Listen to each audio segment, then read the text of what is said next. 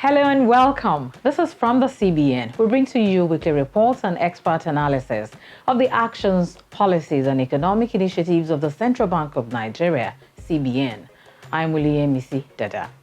The RT200FX program, an initiative of the Central Bank of Nigeria and the Bankers Committee to see to the repatriation of $200 billion foreign exchange earnings over the next 3 to 5 years from non-oil exports, is up and running. And to further put the initiative in context, we have a special report in today's package, even as we bring to you the concluding part of the panel discussions at the recently held CBN RT200 Non-Oil Export Summit in Lagos. Stay tuned. We'll be back after this break.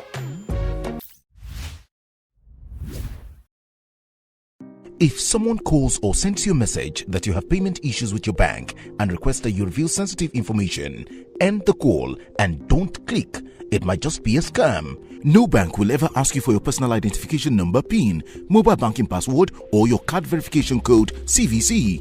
Scammers always sound genuine, but don't fall for their bait. Don't respond to phony emails or SMS, and don't click on any dubious links. Even if the other party calls your date of birth or your BVN, don't give them your security details. If you suspect there's an issue with your account, the safest thing to do is go to your bank or call the number provided by your bank directly. Protect your bank details so no one steals your money. This message is from the Central Bank of Nigeria, CBN. Welcome back. The various intervention initiatives of the Central Bank of Nigeria cuts across critical sectors of the economy. But the RT200FX program is specifically targeted at improving foreign exchange inflow into the country through non-oil exports based on 5 anchor points. Next is a special report to give more clarity on the initiative.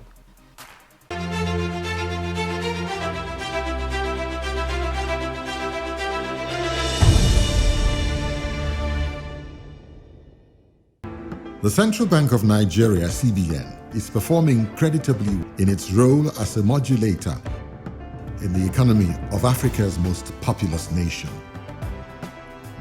The global economic meltdown of recent years, coupled with the financial tragedies brought about by COVID-19, saw the CBN facing challenges never before imagined. Crude oil, Nigeria's major export earner, fell in the global market to such lows that at one point it sold below $0 per barrel. The pandemic also forced global investors to withdraw much of their funds from emerging economies like Nigeria.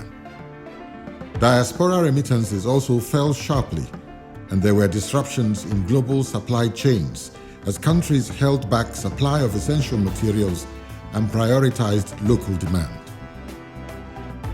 Any one of these factors could affect an economy negatively, but the combination of all of them at once would almost guarantee a total meltdown. But like a giant in the sun, the CBN rose to these challenges with courage and innovation. The Apex Bank threw itself into many sectors of the Nigerian economy and unleashed an array of targeted intervention programs aimed at individuals, households and businesses, strengthening the economy by encouraging production and massive job creation. To date, the CBN, working with deposit money banks and participating financial institutions, has granted over 3 trillion naira in intervention loans that have undoubtedly been one of the critical ingredients for Nigeria's economic recovery and employment generation. The Anchor Borrowers Program has disbursed 948 billion naira to 4,478,381 smallholder farmers who cultivated 5.2 million hectares of farmland across the country, thereby creating 12.5 million direct and indirect jobs.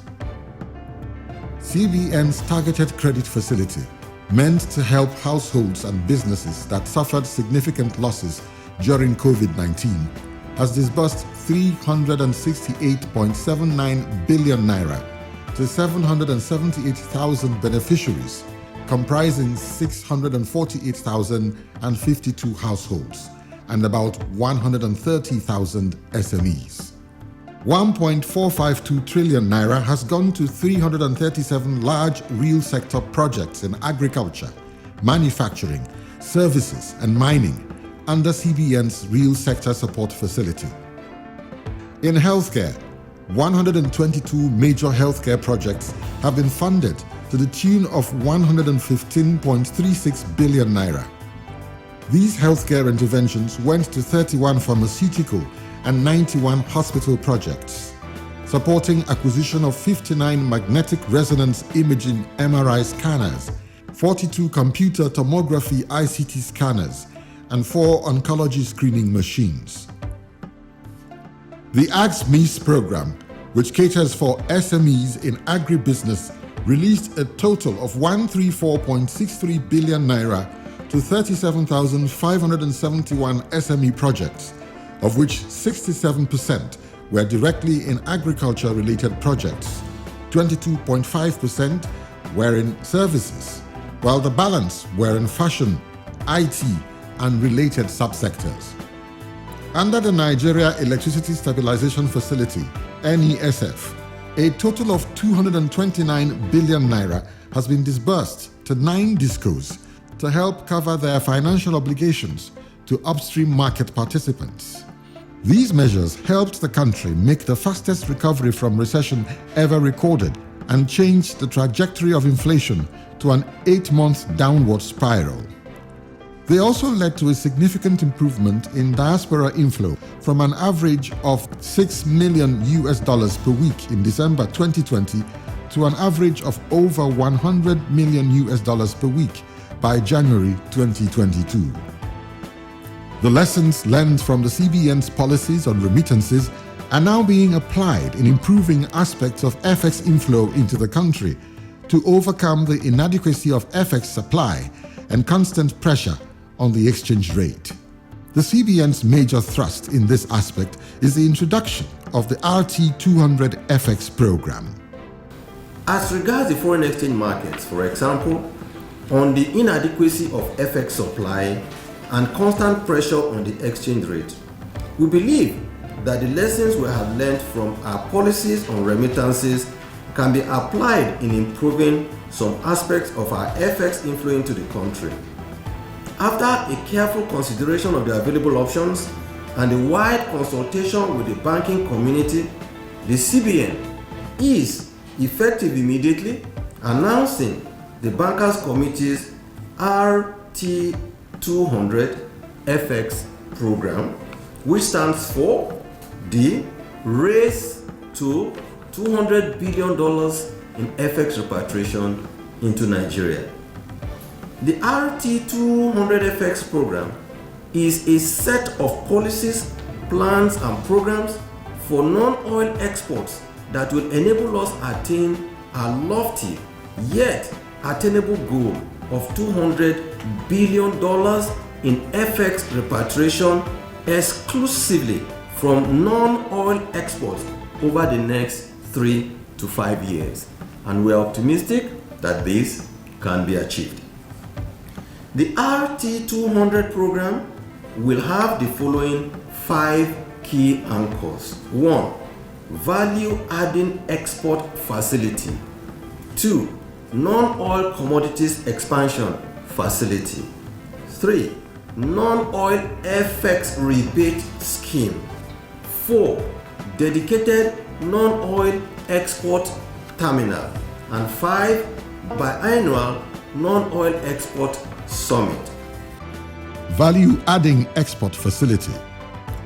The Value-adding export facility provides concessionary and long-term funding for business people who are interested in expanding existing plants or building brand new ones for the sole purpose of adding significant value to non-oil commodities before exporting same.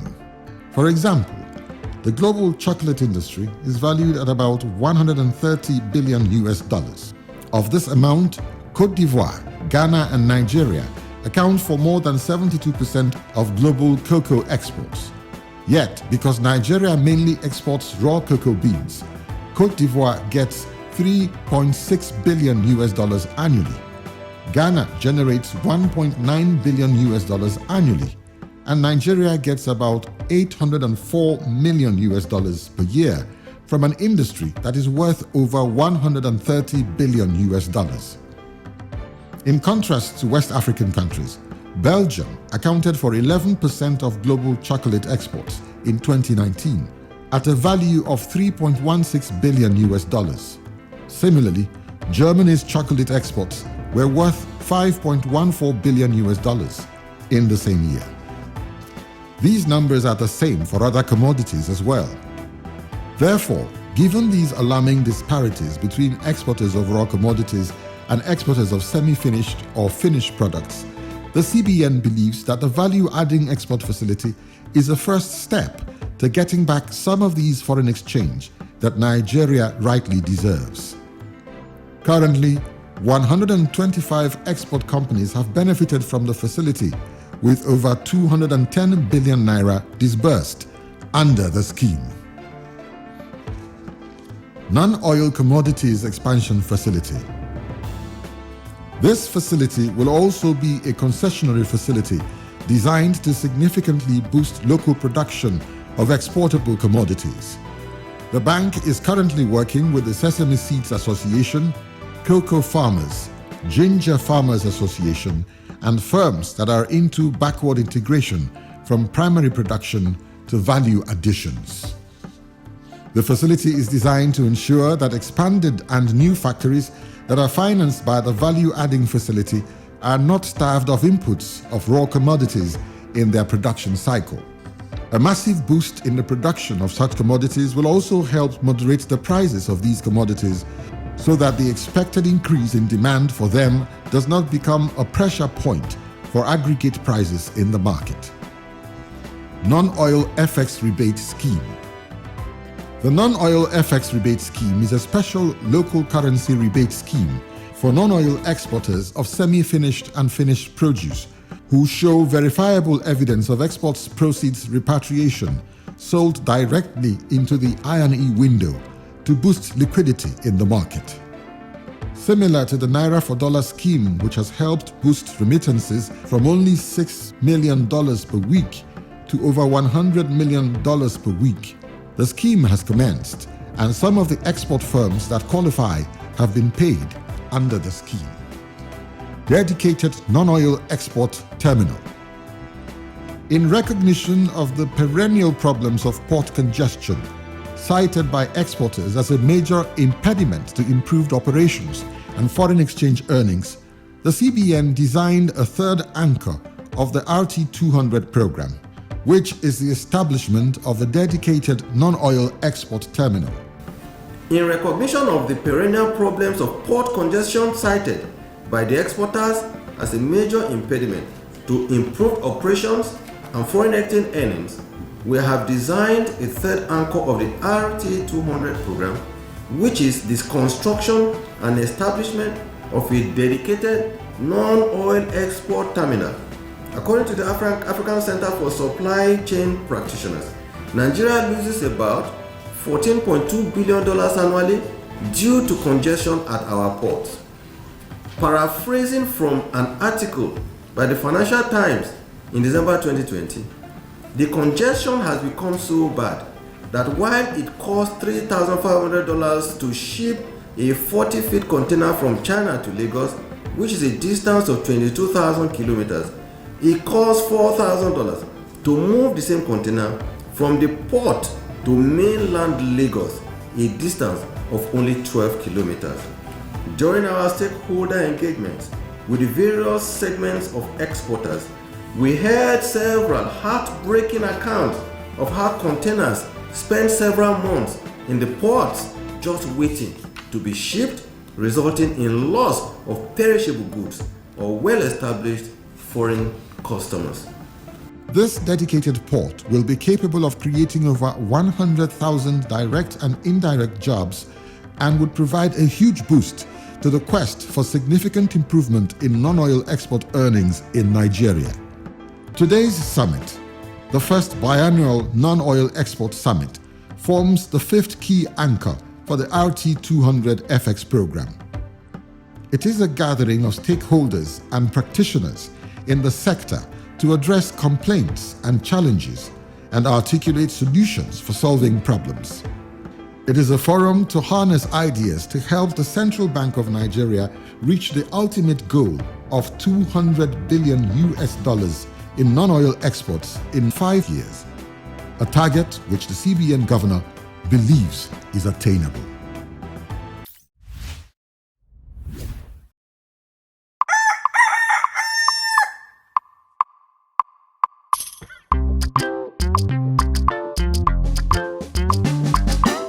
Up until a few years ago, Nigeria produced far less than it consumed, spending up to $22 billion annually on importation. Then came the import policy by the federal government. Now, to survive, the nation must learn to be self-sufficient.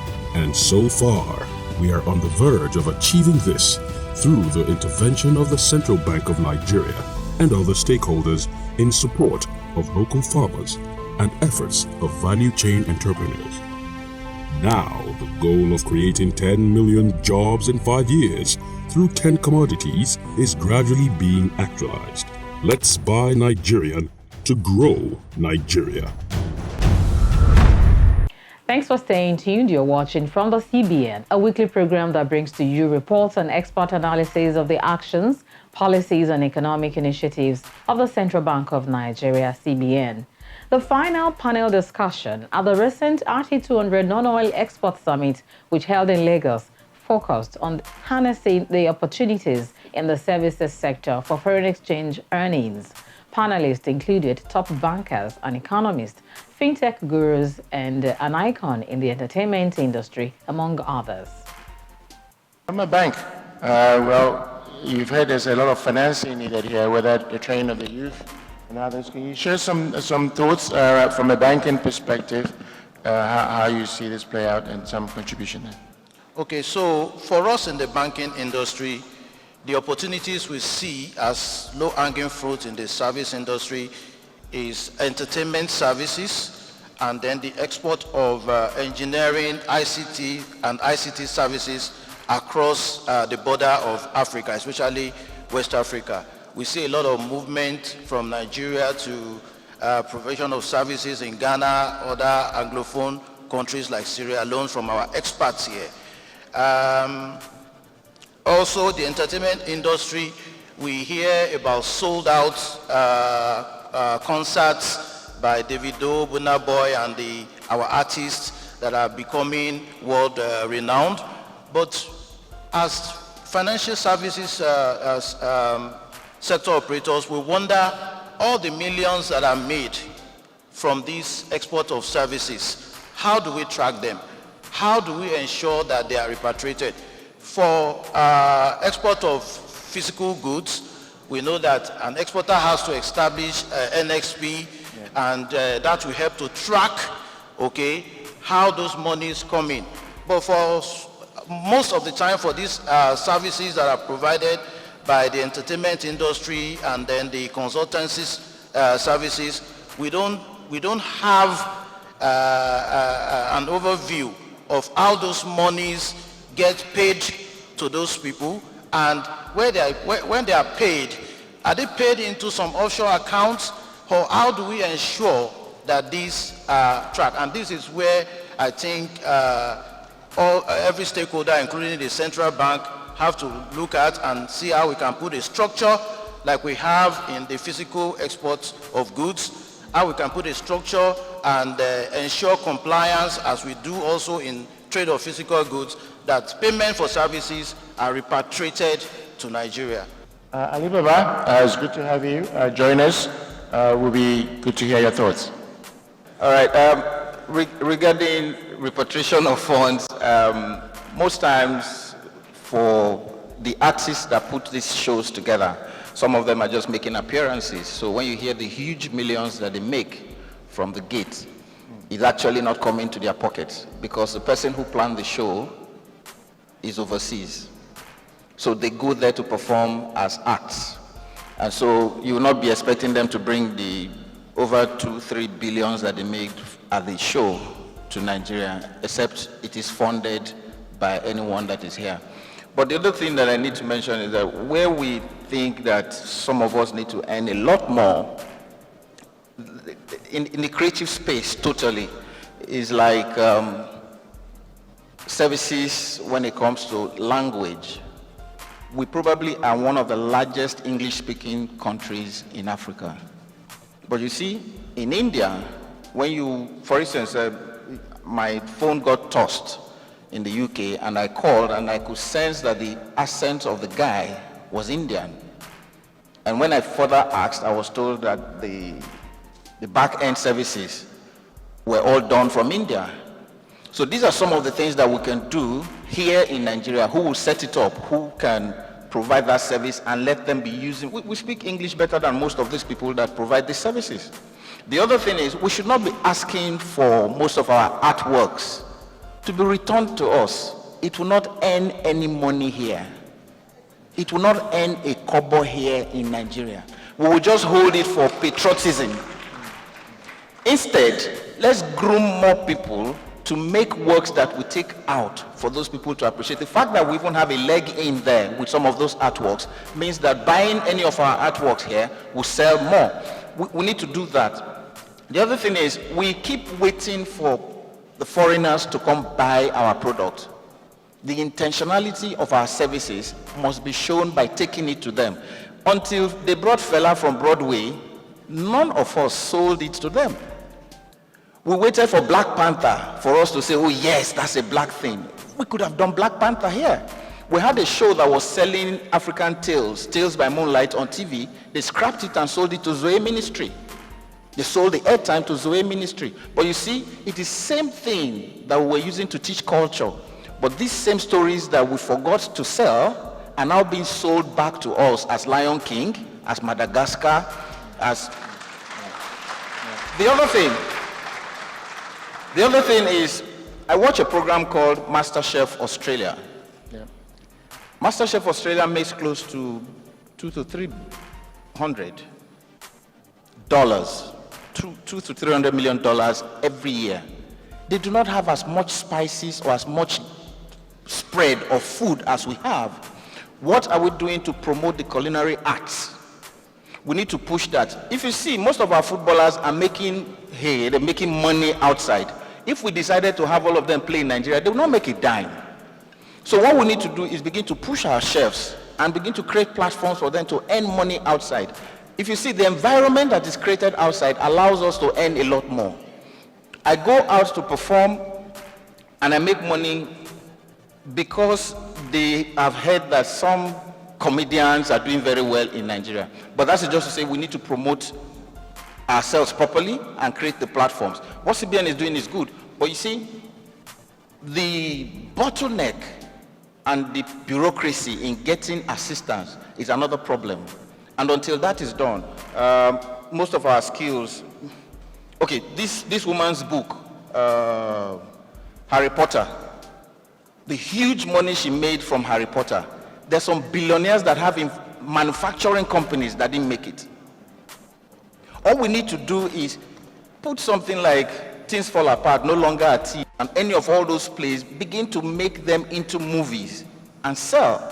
These are some of the ideas that we have that have not been tapped. The potentials are there, but the conversation cannot even end here. But thank you very much for having me.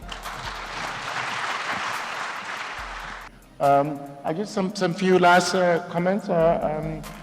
Benga, do you want to share a few thoughts? So in view of what we need to do to move forward, clearly you've had some good successes. If we need to double your business or triple what you're making to make sure we get more effects, any thoughts? How can the bank, in the context of RG 200 in the broader banking community, how can we actualize? So to add to what Rioba just mentioned, I think building the infrastructure and the platform that enables the youth, the creatives, to be able to build and create this content and be able to set them out there is also required. The ones who are going out of Nigeria today have a sort of connection to make it happen. How do we build a level playing field for the average Joe on the street to be able to build their content, put it out there and scale it? An example of one that we've seen is this Ikorodu boys who are making content on Instagram, and it's going viral, right?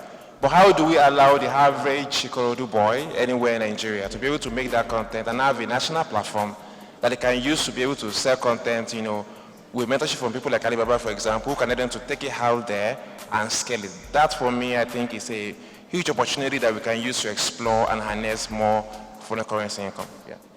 Talked about education. Why should we be spending $2.4 billion on education? It's all part of whether you call it education tourism or health tourism. Why should we? What can we do to develop our system? Up till around the early 90s, people were coming from Ghana, from outside the country to university in Nigeria, so they were paying us dollars. Then, as little as it is, they were coming to Nigeria for studies, right? Why can't we reverse what we're seeing today when Nigerians are the people going abroad? Why can't we reverse it?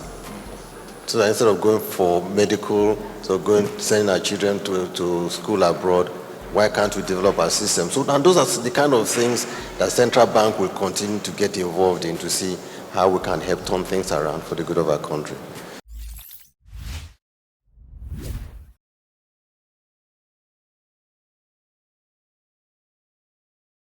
That ends today's package from the CBN. Get your unresolved banking issues across to the CBN Consumer Protection Department using the email address cpd@cbn.gov.ng. Attach relevant documents. Call the CBN Contact Center on the phone line +234 700 2255 226. Local call rates may apply. Send your inquiries and comments to the dedicated email address from the CBN @gmail.com. Follow us on Facebook, YouTube, Instagram, and Twitter for updates and to watch uploaded episodes of the program. We invite you to join us again next time. I'm William Misidada. Stay safe and bye for now.